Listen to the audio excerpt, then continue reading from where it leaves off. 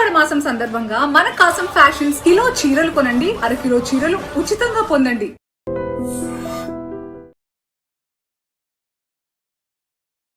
నమస్తే రమ్మగారు. నమస్తే జయ. ఏదైనా ఒక మంచి కథ చెప్తారండి? కోపిష్టి మొగుడు మతిమరుపు పెళ్ళాం. బాగుందండి. ఎదురింటి మొగుడు పక్కింటి పెళ్ళాలాగా కదా. చందమామ కథలు కొన్ని బాగుంటాయి జయ. 3 పేజీల కథే. అందులో ఎంత జీవితం ఉంటుందో. ఒక ఊళ్ళోనట ఓ రాఘవులు కనకమ్మ అని భార్యాభర్త ఉన్నారు. ఈ రాఘవులు పరమ కోపిష్టి. రాఘవ అంటారు, ఎంత కోపిష్టో. ఈ కనకానికేమో అమిత మతిమరుపు, అన్నీ మర్చిపోతుంది. ఏదో పొయ్యి మీద పెడుతుంది, వాకిట్లోకి వస్తుంది, ఎవరో మాట్లాడతారు, అది అక్కడే ఉండిపోతుంది, ఇది ఇక్కడే ఉండిపోతుంది. అదంతా పొంగిపోయి పొర్లిపోయి పొయ్యి ఆరిపోయి అన్నం మాడిపోయి లేదా చిమిడిపోయి పొయ్యి ఆరిపోతూ ఉంది. ఏదో ఒకటి అట అయిపోతుంది.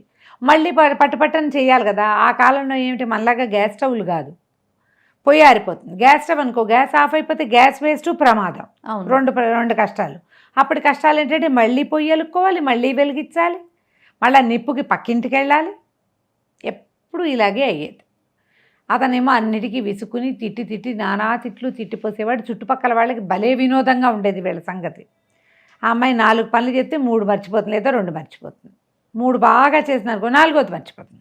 అవసరమైంది మర్చిపోతుంది. అవును. ఒకనాడు అతను పొలం వెళ్తూ, ఏమే బట్టలు మాసిపోయినాయి, బట్టలు ఉతికిపెట్టు, పొద్దున్నే ఉతికేసేయి, సాయంకాలం నేను పెళ్ళికి వెళ్ళాలి, ఆ బట్టలు, ఆ కొత్త బట్టలు 3 జతలు 4 జతలు ఉన్నాయి. అప్పట్లో అసలు బట్టలు ఉండేవి కాదు. ఆ 3 జతలు అవి నేను వేసుకుని పెళ్ళికి వెళ్తానని చెప్పాడు. సరేనంది. ఈ లోపల మినువులు బాగు చేసింది, నిన్న మొన్న మర్చిపోయినవి ఒకటి చేసి బట్టల మాట మర్చిపోయింది. సాయంత్రం అయింది, 4కో 3:30కో అతను వచ్చాడు. అన్నం తిన్నాడు. ఏమే పెళ్ళికి వెళ్తాను, చల్లబడాక బట్టలు ఉతికేవంటే అయ్యో ఉతకలేదు అనగానే ఇక వచ్చింది అతనికి కోపం. నానా తిట్లు తిట్టిపోసాడు. ఇలాంటి పెళ్ళాన్ని కట్టుకుంటే ఇంకా నేనేం చేస్తాను, మాసిన బట్టలే కట్టుకుని వెళ్ళి అవమానపడతా పెళ్ళిలో.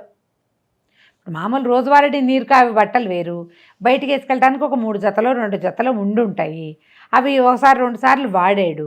వాటిని మళ్ళీ ఉతుక్కుని శుభ్రంగా ఉంచుకుంటే పెళ్ళిళ్ళకి వెళ్ళినప్పుడు బాగా ఉపయోగపడతాయి. ఇప్పుడు ఇదివరకు వేసుకున్నదే మాసిపోయిందే మళ్ళీ వేసుకోవాలంటే ఆ అమ్మాయి బతిమలాడింది, బంగబడింది. ఏమన్నా అతను ఇంక ఒప్పుకోవాలి. అరిచి కేకలు పెట్టాడు, నీకు బుద్ధి లేదు, జ్ఞానం లేదు, మీ నాన్న ఇట్ట పెంచి నా నెత్తి మీదకి తగిలేశాడు, పెళ్ళినాడే తెలుసుంటే నేను అప్పుడే ఊరుకునేవాడిని, మానేసేవాడిని అన్నాడు. చుట్టూ 2 ఇళ్లలోనూ 3 ఇళ్లలో వాళ్ళు బయటకు వచ్చి అంతా విన్నారు, నవ్వారు. ఎంత అవమానం వచ్చిందో, ఎంత కష్టంతో వచ్చిందో, ఏడుస్తూ నుంచుంది. అతను మొహం కాళ్ళు చేతులు కడుక్కుని ఇదివరకు ఎప్పుడో వేసుకెళ్ళిన అదే చొక్కా, అదే పంచ, అదే ఉత్తరీయం వేసుకుని దాన్ని తిట్టుకుంటూ భార్యని నడుచుకుంటూ వెళ్ళిపోయాడు. ఊళ్ళలో అలాగే కదా జరిగేది, నడిచి వెళ్ళాలి. రాత్రికి పెళ్ళికి వెళ్ళాడు. ఈ అమ్మాయి కాసేపు ఏడ్చింది, అటు ఇటు తారట్లాడుతుంటే ఎదురింటి ఆవిడ పక్కింటి ఆవిడ ఇద్దరు ఇంట్లోకి వచ్చారు. ఎన్ని తిట్లు తిట్టాడే కనకం మీ ఆయన, ఇట తిడుతున్నావు నువ్వు కాబట్టి పడతావు, నేనైతే నా చెంపు చేట నెత్తి మీద లేచిపోయేదాన్ని అని అన్నది ఒక ఆవిడ. ఇంకొక ఆవిడ ఏంటంటే అమ్మో ఇంత అవమానపడి బతకడమే చచ్చిపోను నేనైతే అన్నది రెండోది. ఈ 2 ఎక్కినాయి. ఒకటి లేచక్కా పోవాలి, రెండోది అంటే చేట మొహాన కొట్టండి, మొగుడిని కొట్టేది కాదు, విసిరేయాలి చేతిలో వస్తువు, ఆయన కొట్టడం కాదు. ఎంత పని చేసింది. మొగుడిని కొట్టే పాయింట్ ఇంట్రెస్టింగ్గా ఉంది నీకు. కొట్టడం కాదు, చెంబు చేట మొహాన్ని కొట్టి నీ ఇల్లు ఇష్టం వచ్చినట్టు చేసుకోపో, మీ అమ్మ వచ్చి చేస్తుందో, మీ అక్క వచ్చి చేస్తుందో, మీ వదిన వస్తుందో, అందరూ ఇటాకే చేస్తున్నారా కాపురాలు అన్నాడు అతను. మా అక్క చెల్లి బాగా చేసుకోవటల్లా, మా వదిన ఎంత బాగా చూసుకుంటుంది మా అన్నయ్యని అన్నాడు. మీ వదిన పిలిపించుకో నీ సంగతి చూడడానికి, లేదా మీ అక్కని చెల్లిని పిలిపించుకో, మీ అమ్మని పిలిపించుకో అనాలి. ఆ చేతిలో వస్తువులు అక్కడ విసిరగొట్టాలి, చీపురు అక్కడ విసిరేయాలి, ఏమైనా కుండా చట్టి ఉంటే వాటిని 2 తన్నులు తినాలి, వెళ్ళిపోవాలి. ఓకే. ఇప్పుడు అట్లా చేస్తున్నారు. అట్లా చేయాలంటుంది ఒక ఆవిడ, చచ్చిపోతానంటుంది 2వ ఆవిడ. ఈ అమ్మాయికి కనకానికి కనిపించింది, వెళ్ళిపోవాలి చచ్చిపోవాలి 2 పుట్టినాయి. మొహం మీద కొట్టి వెళ్ళిపోవడానికి మొగుడు లేడు, ఆయనేమో బట్టలు వేసుకుని వెళ్ళిపోయాడు బయటికి. అందుకని ఏమనుకో చచ్చిపోదాం అని నన్ను నానా మాటలు అన్నావు కాబట్టి నేను చచ్చిపోవాలని వెళ్తున్నా, ఆత్మహత్య చేసుకుంటాను, ఇక నా కోసం చూడొద్దు అని ఉత్తరం రాసింది. మంచం మీద పెట్టింది. మెల్లిగా బయటికి వెళ్ళిపోయి చుట్టుపక్కల వాళ్ళు ఎవరో ఒకళ్ళిద్దరు చూశారు, కానీ వాళ్ళు ఏం పట్టించుకోలేదు, ఎక్కడికో వెళ్తోంది అనుకున్నారు. ఈ రాత్రికి రాఘవుడు ఇంటికి వచ్చిన తర్వాత అతను ఏం పెద్ద దుమదుమలాడుతున్నాడు కదా. మామూలుగా అయితే ఏదైనా వెళ్ళగానే ఓ మాట మాట్లాడి ఆవిడ కూడా ఏదో పలకరించి చేసును. ఇప్పుడు పెళ్ళికి కాకుండా ఇంకెక్కడికైనా పని మీద వెళ్తే పెళ్ళాం ఏం చేసేది, అన్నం సిద్ధంగా పెట్టి వేడి నీళ్ళు పెట్టి ఏదో చేసేది. ఇతను పెళ్ళికి వెళ్ళి కులాసాగా అక్కడ భోజనం చేసి తమలపాకులు నవ్వులుకుంటూ వచ్చాడు. రాత్రి 12 గంటలు అయిపోయింది. ఇక భార్య ఎక్కడుందో అతను పట్టించుకోలే. ఓ అవి ఆల్రెడీ వేసి ఉన్న పడక మీద పడుకుని నిద్రపోయాడు. తెల్లవారికి మెల్లిగా నిద్ర లేచేసరికి కోపము తగ్గిపోయింది. పనులు ఉన్నాయిగా, ఏమే పొయ్యి వెలిగిచ్చావా అని, పళ్ళుదోమ పుల్లలు ఎక్కడున్నాయి అని కేక పెట్టాడు. లేదు. ఇతనేమనుకున్నాడు, నిన్న తిట్టాను అందుకని ఇవాళ ఇది మాట్లాడటలేదు నాతోటని. ఇతను లేచి బయటికి వెళ్ళాడు. ఎక్కడిలో అక్కడే ఉంది, ఇతను పట్టించుకోలేదు. ఆ పళ్ళు తోముకున్నాడు. నూతులో చేదేసి 2 చేదలు నీళ్ళు ఎత్తి నెత్తి మీద పోసుకున్నాడు. ఒళ్ళు తుడుచుకుంటూ లోపలికి వచ్చాడు. చూస్తే ఏముంది, ఎక్కడా లేదు, అలికిడి లేదు. అటు ఇటు చూసి వంకెనున్న చొక్కా తీసుకుందామని గదిలోకి వచ్చేసరికల్లా మంచం మీద కాగితం కనపడింది. రాత్రి పడుకున్నాడు కానీ అతను శ్రద్ధ పెట్టలే. తలాపిన ఒక పక్కకి పెట్టుంది. అది తీసి చూసుకున్నాడు. చచ్చిపోతానని కానీ హడిలిపోయాడు. ఇంకేముంది, అయ్య బాబోయ్ చచ్చిపోయిందో ఏమిటో. ఇక ఉత్తరం పుచ్చుకుని దబదబా బయటికి వెళ్ళి పక్కింటి వదిన్ని ఎదురింటి అక్కడిని కేకేశాడు. మా ఆవిడని చూశారంటే, నిన్న సాయంకాలం నువ్వు వెళ్ళిన తర్వాత ఎప్పుడో వెళ్ళింది బయటికి, నేను అప్పుడే చూసాను, నేను మళ్ళీ చూడలేదంది ఒక ఆవిడ. ఏ కొట్టుకో వెళ్ళుంటుంది, ఏదో ఒక వేళకు వచ్చి ఉంటుంది, మేము చూడలేదంది రెండో ఆవిడ. ఇంకేముంది, ఇతను పరిగెత్తుకుంటూ రోడ్డు మీదకి వెళ్ళాడు. వాళ్ళ ఇంటి వెనకాలగా కొంచెం చెట్లు తోపులు ఉన్నాయి. నేను ఆత్మహత్య చేసుకుంటే సాధారణంగా ఏం చేస్తారు, ఆ రోజుల్లో ఊరేసుకునేవాళ్ళు. అట్లా 2-3 జరిగినాయి. ఆ చెట్లు చేమలు అన్నీ చూసాడు, ఎక్కడ ఏమీ లేదు. ఏ దుఃఖం పొంగుకొచ్చేసింది. అయ్యో ఇన్ని మాటలు అన్నాను, దీన్ని వృధాగా చచ్చిపోయింది, ఎంత ముద్దయింది, ఎంత చక్కగా పనిచేస్తుంది, మర్చిపోతుంది అంతే. కొన్ని చేసినప్పుడు బాగానే ఉంటుందిగా. ఇక అతను లబో దిబోమని ఏడ్చుకుంటూ మావగారింటికి వెళ్ళాడు. వెళ్ళి ఆయన చేతిలో ఉత్తరం ఆయన చేతులు పెట్టి భోరమని ఏడ్చాడు. ఆయన ఉత్తరం అంతా చదువుకున్నాడు. ఏమంటావు అబ్బాయి ఇప్పుడు అన్నాడు. ఏమోనండి, నేను నిన్న తిట్టాను, ఎక్కడికి వెళ్ళిపోయిందో ఏమిటోను, ఏమైపోయిందో నాకు ఎక్కడా కనపడలేదు, దారంతా చెట్ల వైపు చూస్తూనే ఉన్నా, దానికి ఏం తెలుసు, మా ఊరు మీ ఊరు తప్పిస్తే ఇంకేం తెలీదు. ఈ మధ్యలో తోపుల్లో ఎక్కడా ఏ చెట్టుకి అది వేళ్లాడుతూ నాకు కనపడలేదు. ఇంకా ముందుకెళ్ళి పైన ఎక్కడో కొండ మీద వాగు ఒకటి ఉంది, అక్కడికి ఎక్కిపోయిందేమో, మీ ఊళ్ళో ఎవరైనా 2 కుర్రాళ్ళని సాయం ఇస్తే నేను పైకి వెళ్ళి వెతుకొస్తానండి. ఆయన సరకల్లా అట్లాగా ఆత్మహత్య చేసుకుందంటావా ఏమిటో, మరి మా ఇంట్లో ఎవరో తిరుగుతోంది, దాని ప్రేతం అంటావా, అది ఎక్కడైనా చచ్చిపోయి అన్నాడు. లోపలికి వెళ్ళి చూస్తే ఏముంది, ఏదో పని చేస్తోంది ఆ కనకం. ఏం తెల్లబడి పరిగెత్తుకుంటూ కనక అని దగ్గరికి వెళ్ళాడు. పెళ్ళాన్ని చేతులు పుచ్చుకున్నాడు. పుచ్చుకునేసరికి అప్పుడు ఆవిడ గుర్తొచ్చింది. అయ్యో మీరు వచ్చారా పెళ్ళికి వెళ్ళి, నేను ఆత్మహత్య చేసుకుందాం అనుకున్నానండి, బయటకు వచ్చాక మర్చిపోయి మా నాన్న వాళ్ళ ఇల్లు దారిపెట్టి వచ్చేసాను. ఎక్కడ దాకా వచ్చింది, బయటికి ఎందుకు వెళ్ళిందో మర్చిపోయింది, విషయం మర్చిపోయి నాన్నగారి వీటి ఇప్పుడు వాళ్ళ ఊరు వీళ్ళ ఊరు మధ్యలో ఉన్నది తోపు, చచ్చిపోవడానికి చెట్టుకి ఊరేసుకోవడం కోసం తోపు వైపుకి వెళ్ళింది. తోపు దాకా వెళ్ళాక మర్చిపోయింది ఆత్మహత్య విషయం చల్లగాలికి. అందాక వచ్చాను, నాన్నింటికి బయలుదేరాను కాబోలనుకుని నాన్నగారింటికి వెళ్ళిపోయింది. బాగుంది. వెళ్ళేసరి ఇక అక్కడికి వెళ్ళేసరికి వాళ్ళు ఇది ఎందుకు వచ్చిందో అనుకున్నారు. రాత్రి అక్కడ పడుకుంది. తెల్లారింది, ఇంట్లో ఏదో పని చేస్తుంది, చీపురేసి ఊడుస్తోంది. భర్త వచ్చాడు.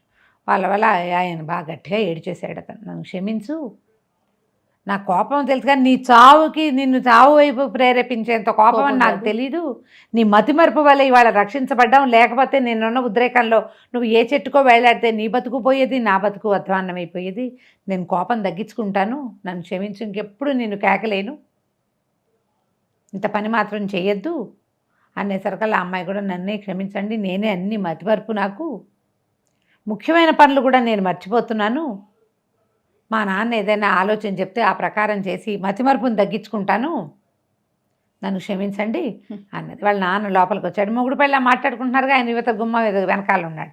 అత్తగారు ఏదో వెనకాల పని చేసుకుంటుంది. అన్నాడు, భార్యాభర్త ఈ మాత్రం ఉండాలి, ఒకళ్ళ కోసం ఒకళ్ళు తగ్గాలి నాయనా. నువ్వు ఏదైనా ఒక పని అవ్వకపోతే తాటెత్తును లేచి నానా అరుపులు అరిచి చుట్టుపక్కల వాళ్ళందరికీ వినోదంగా అనిపిస్తుందంటే ఈ పిల్ల చెప్పింది ఆ కనకం. అవునా, నిన్న తిట్టెళ్ళాడా, పక్కది వెనకది ఎదురుది ఇద్దరు వచ్చి, ఒకతేమో లేచిపోవాలంటుంది, రెండోది చచ్చిపోవాలంటుంది. లేచిపోవడం కుదరదు కాబట్టి చచ్చిపోదాం అనుకున్నాను నేను అనేసరికి మీకు పోట్లాట ఇతరులకి వినోదం కాకూడదు. ఏదైనా పొరపాటు చేస్తే నయానో భయానో చెప్పుకోవాలి, అది గొడవకి దారితీసి ఇదేదో చేయబోయి ఇలా అవ్వకూడదు. ఇద్దరు కొంచెం బాగానే ఉన్నారు కాబట్టి ఇక జాగ్రత్తగా ఉండండి. కూతురికి ఏదైనా పని చేయాలంటే పలక మీద రాసి పెట్టుకో. ఆ రోజుల్లో పలకలు ఉండేవి, పుస్తకాలు ఉన్న రోజులు పెద్దగా కదా ఉండేవి, తక్కువ. అమ్మాయి పలక మీద రాసి పెట్టుకో, పలకిట్ట వంటింట్లో వేళ్లాడేసుకో, అది చూసి ఆ పని చేయాలని గుర్తొస్తుంది. అది కూడా మర్చిపోతే నాన్న అంది.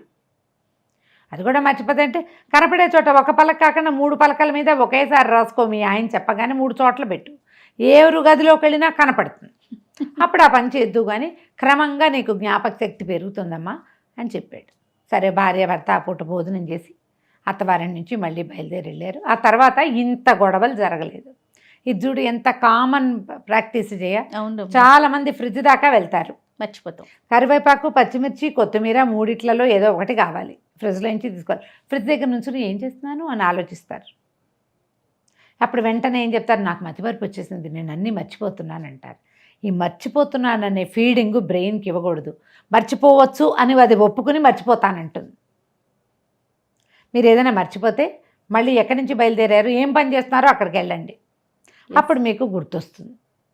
దానికి ఈజీ మెథడ్ నేను పాటిస్తా, అది చెప్తున్నా. ఈ పచ్చిమిరపకాయలు తీసుకోవాలని స్వాగతంగా పైకి అనుకుంటూ ఫ్రిడ్జ్ దగ్గరికి వెళ్ళండి.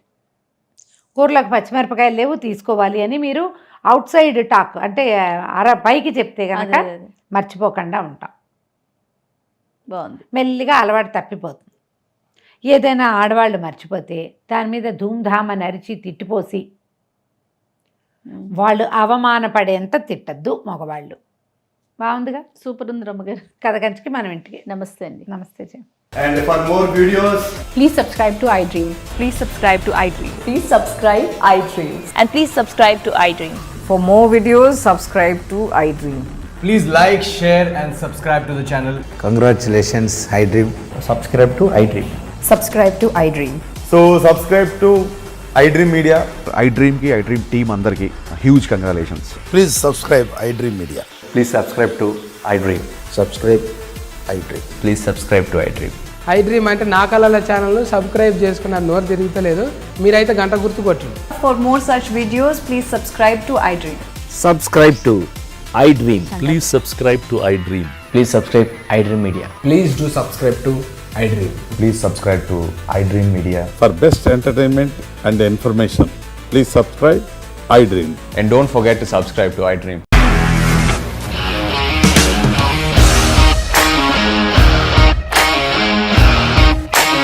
ఇండస్ట్రీలో కమిట్మెంట్ ఇష్యూస్ వస్తే నీకు కూడా వచ్చినట్టు మార్నింగ్ తీసుకెళ్ళాలంటే కొట్టి పడేసాడు.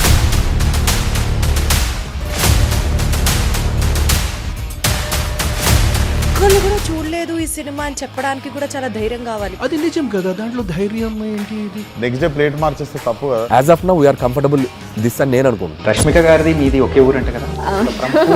నీకు కోపం వచ్చిందంటే బాగా తిట్టేత్తరా? తిట్టేద్దామండి. నిజంగా గేమ్ ని ఎలా చేంజ్ చేయగలిగారు? ఏపీఎస్ఎఫ్సి వాళ్ళకి 6 నెలల్లో నేను 6 లక్షలు కట్టా. బిజినెస్ చేయాలనుకుంటే it is as difficult as riding a tiger.